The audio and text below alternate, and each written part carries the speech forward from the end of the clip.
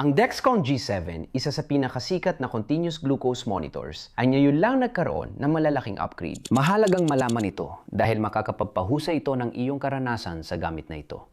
Kaya sa video na ito, titingnan natin kung ano-ano ang mga upgrade na inihayag kamakailan ng Dexcom, paano nito mapapadali ang buhay mo, at kung ano mismo ang kailangan mong gawin para lubos mong mapakinabangan ang mga upgrade na ito.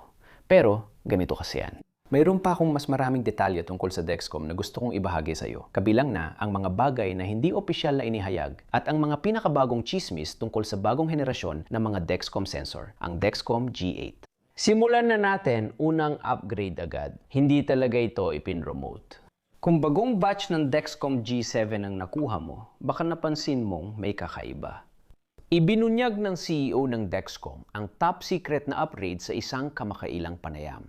Marami sa ating gumamit ng G7 noon ay napansin na hindi ganoon kalagkit ang adhesive. Nagreklamo pa ako tungkol sa pagkakatuklap ng sensor ko sa review video ng G7. Ganito kasi yan. Pagdating sa mga adhesive, hindi ganoon kadali hanapin ang balanse sa pagitan ng sapat na lagkit at pagiging sensitibo sa balat ng bawat tao. Hindi nadudulot ng iritasyon o allergy. May madandang balita. Ayon kay CEO Kevin Sayer, marami ng na-test na adhesive solutions ang Dexcom.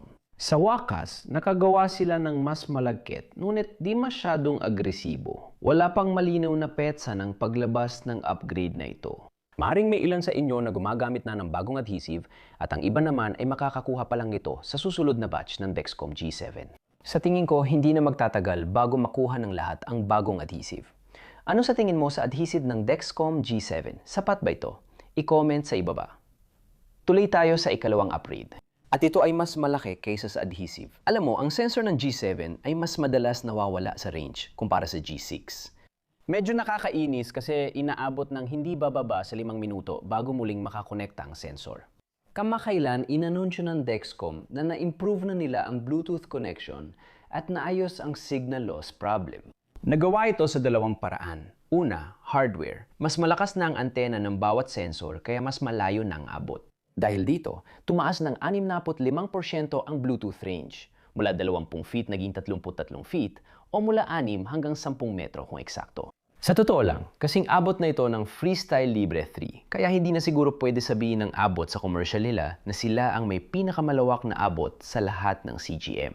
Hindi lang hardware ang in-improve ng Dexcom, pati software pinaganda rin. Ang bagong feature na ipinakilala nila ay tinatawag na Rapid Reconnect at dahil dito, mas mabilis nang makakakonekta ulit ang sensor kung sakaling lumayo ka sa range. Kapag nangyari yon, susubukan kumonekta ulit ang GP2 app bawat minuto. Katulad ng Freestyle Libre, nag-update din ng readings kada 60 segundo anuman ang mangyari. Baka itanong mo, paano malalaman kung may enhanced Bluetooth configuration na ang sensor? Sa totoo lang, hindi ako sigurado ng 100%.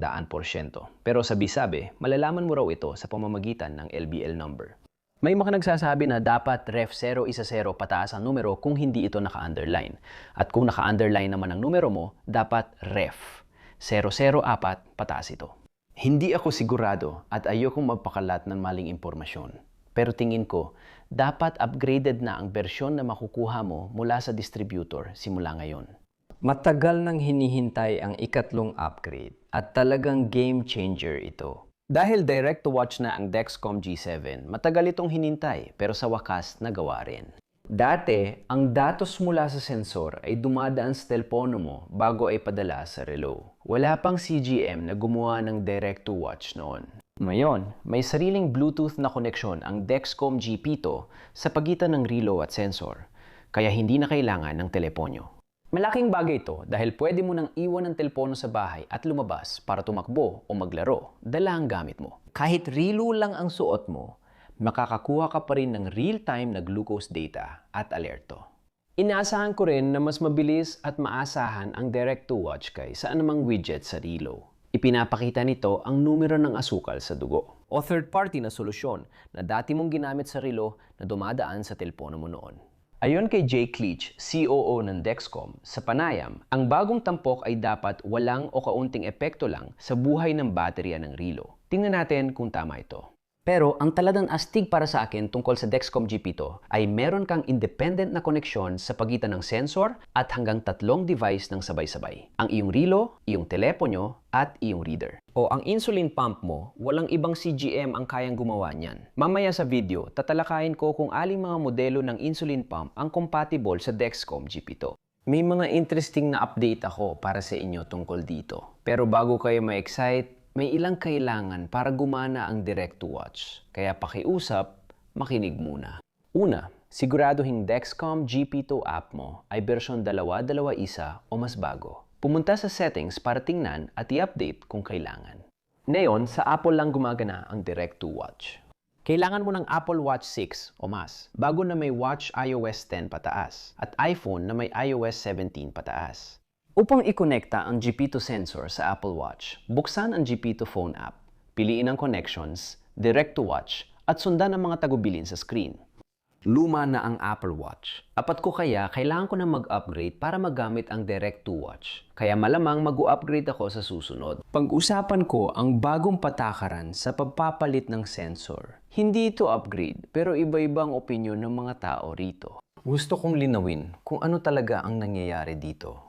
Ang pangunahing kontrobersya ay dulot ng bagong patakaran sa pagpapalit ng sensor na nalilimita sa bilang ng libreng pagpapalit ng sensor na natatanggal o kailangang alisin. Halimbawa, para sa isang procedure tulad ng MRI scan, kung mangyari ito, nililimitahan ng Dexcom ang tinatawag na goodwill na libreng pagpapalit sa 3 para sa mga gumagamit ng Dexcom G6 at G7 at 2 para sa mga gumagamit ng Dexcom ONE. At itong naging dahilan kung bakit maraming tao ang nainis dahil hindi naman talaga nagkaroon ng ganitong opisyal na patakaran ang Dexcom noon. At naiintindihan ko yon. May mga tao na maaring matanggalan ng higit 2 o 3 sensor sa isang taon, lalo na kung may nakaschedule silang ilang procedure tulad ng MRI. Pwedeng mangyari ito sa maikling panahon pero sa tingin ko hindi kailangang magalit ng sobra. Sa Dexcom dahil papalitan pa rin nila ang anumang sensor na pumalya sa loob ng itinakdang 10 araw na paggamit. At naisip ko na malamang ay titingnan nila ang anumang natatanging sitwasyon sa bawat kaso. Pero ang pangkalahatang patakaran na ginagamit ko ay, kung pumalya ang sensor ko, gusto kong nasa posisyon ako na magamit ang sumusunod na script. Kapag tumawag ako sa support, sasabihin kong nagka-aberya ang sensor ko. Nasa itaas ng braso ko o sa tiyan, depende kung ano ang aprobadong lugar sa rehiyon ko. At ibibigay ko ang serial number ng sensor. Pakiusap, huwag abusuhin ang sistema para walang magiging problema. Hindi rin ito aprobadong lugar para sa Dexcom G7.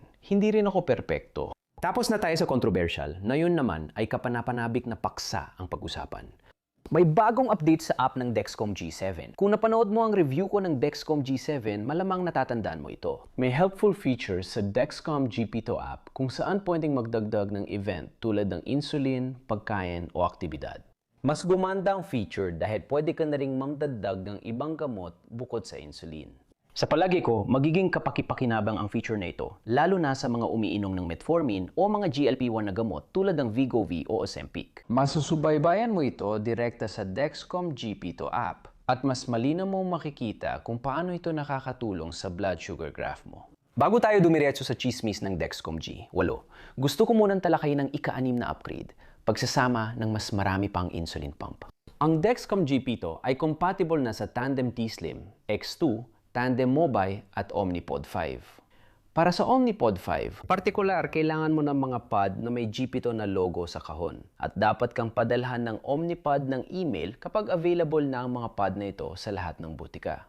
Depende sa bansa, maaring may pagpipilian kang hanggang 3 insulin pump, 2 algorithm at mga DIY na solusyon. Siyempre, kung gagawin mo yan na ginagawa ko rin na yun at enjoy ako, pag-uusapan ko pa ito ng mas detalyado sa ibang video. Posibleng dumami pa ang commercial na solusyon sa hinaharap, ngunit di natin tiyak kung anong pump at kailan. Ngayong tapos na ang seryosong usapan, pag-usapan natin ang mas masaya. Sigurado akong hindi mo alam ang upgrade na numero 7 kasi sa totoo lang, ni ako wala ring ideya na meron pala nito. Nagbukas ang Dexcom ng design shop na may iba't ibang G6 at G-P2 overlays. Maraming pagpipilian at pwede ka pang gumawa ng sarili mong disenyo. Pwede pa nga ilagay ang mukha mo, biro lang. Huwag mo ilagay ang mukha mo, akin na lang, joke lang. Ang problema, di ko pa natetest ang overlays dahil mukhang sa US lang yata sila nagpapadala ngayon. Kaya di ko matiyak ang kalidad.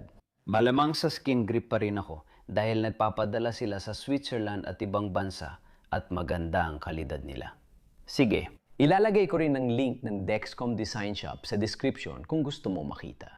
Ngayon, dumako naman tayo sa upgrade number 8 na walang iba kundi ang mga bersyon ng Dexcom. Bukod sa G7 at mga usap-usapan tungkol sa Dexcom G8. Sa ngayon, may 5 bersyon ng Dexcom na mapagpipilian depende sa bansa mo o kung saan ka namimili. May Dexcom G7 at Dexcom G6 tayo. Nauna ang Dexcom G6 at alam kong marami pa rin gumagamit nito. Meron din tayong Dexcom ONE at Dexcom ONE Plus.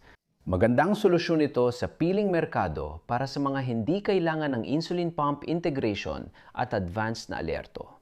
At pagkatapos, meron tayong Dexcom Stelo, isang bagong sensor na ilulunsad ng Dexcom sa US sa lalong madaling panahon. Ang Stelo ay isang 15 araw na sensor na ibebenta sa buong bansa direkta sa mga taong hindi nangangailangan ng insulin. Para sa karagdagang info sa Dexcom Stelo at Dexcom ONE, mag-subscribe at i-on ang notification bell. Dahil gagawa ko ng isang video na nakalaan para sa dalawang bagong solusyon ito. At siya nga pala, kung gusto mo akong i-message ng direkta at magtanong ng kahit anong katanungan, ang pinakamagandang paraan ay sa pamamagitan ng aking Patreon. Sinasagot ko agad ang lahat ng mensahe mula sa aking mga patron. Kung sasali ka, mapapanood mo ang bonus content ko at makakasali sa community calls. Konti lang ang pwesto sa aking Patreon group para masigurado may oras akong makipag-ugnayan sa lahat. Sinuri ko kanina, may 10 bakanteng pwesto pa. Sumali ka habang may pagkakataon. Balik tayo sa usapan tungkol sa Dexcom G8. Kailan darating ang bagong flagship na CGM at ano ang aasahan natin dito? Kapag sinuri natin kung kailan inilunsad ng Dexcom ang kanilang mga pinakabagong CGM sa pangunahing linya, makikita natin na ang Dexcom G5 ay inilunsad noong 2015, ang Dexcom G6 noong 2018 at ang Dexcom G7 noong 2022. Kamakailan hindi direktang kinumpirma ng CEO ng Dexcom na maaring gusto ng Dexcom na manatili sa 3 taong schedule ng pag-upgrade na yon. At ang ibig sabihin nito ay maaari nating makita ang Dexcom G8 sa lalong madaling panahon. Posibleng ilunsad ito sa 2025 o unang bahagi ng 2026. Kinumpirma rin niya na ang focus ng Dexcom ngayon ay pahabain ang buhay ng sensor hanggang 15 araw at pabutiin pa ang hugis at laki nito. Ibig sabihin, susubukan nilang gawing mas maliit pa ang sensor. Makatuwiran ito dahil mas malaki ang G7 kaysa sa pangunahing kakumpetensya nitong Freestyle Libre 3 at mas gusto ng karamihan ang mas maliit na sukat. Tiyak na binabantayan din ng Dexcom ang mga non-invasive na CGM solutions. Sa ngayon, mukhang wala pang nakaisip kung paano sukatin ng maayos ang glucose nang hindi nilalagay ang filament sa ilalim ng balat. Kaya halos sigurado ako na ang Dexcom G8 ay hindi magiging non-invasive na CGM.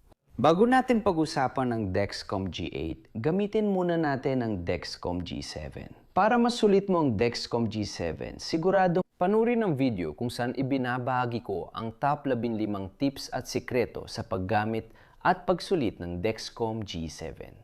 Kita-kits sa video. Paalam.